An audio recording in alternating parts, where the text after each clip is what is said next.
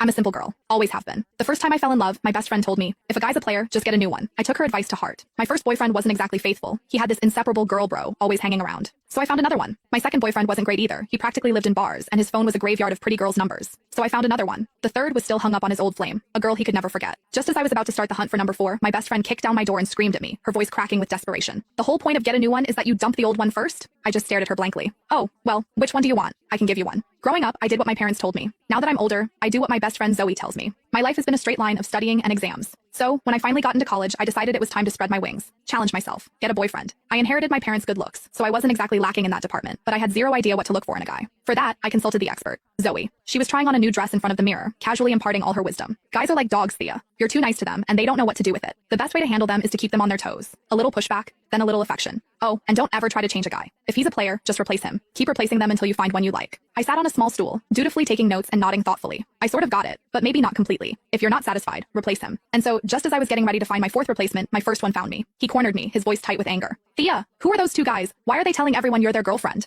Liam was gorgeous. That was the first rule Zoe taught me. A guy has to be hot. If he's not, you'll lose your appetite just looking at him. I took that to heart. I met Liam at freshman orientation. He was a popular senior in my major, on stage sharing his experiences. I was sitting in the front row, and I was probably the only girl there actually listening to his speech instead of just drooling over him. So, after the event, he came right up to me and asked for my number. He started texting me constantly, checking in, walking me back to my dorm after class. On weekends, he'd take me shopping off campus, to the movies, out to dinner. He'd bring me bubble tea and snacks when I was stressed from studying. He even bought me a ridiculously expensive necklace. For the first 18 years of my life, my world had been a placid pond. Liam was the first stone to ever make a ripple. So when he asked me to be his girlfriend, I said yes. What I didn't expect was that after we got together, I'd discover he had a best girlfriend who was practically attached to his hip. On one of our dates, Liam's girl bro showed up uninvited. She slung an arm around his shoulder like they were buddies and winked at me. The girlfriend won't mind, right? Me and Liam go way back. We're totally platonic. Liam just sighed, but he was indulgent. Thea's super understanding. She doesn't get hung up on stuff like this. I just smiled, watching how close they were. I remembered Zoe telling me that some things were only for a boyfriend and girlfriend. So, were they a couple? What did that make me? The other woman? For our 1-month anniversary, Liam took me to an amusement park. We were having a great day, mostly because his girl bro Tanya was nowhere in sight. But as dusk fell and we headed for the Ferris wheel, she popped up like a weed. She had that same overly casual look on her face as she linked her arm through Liam's.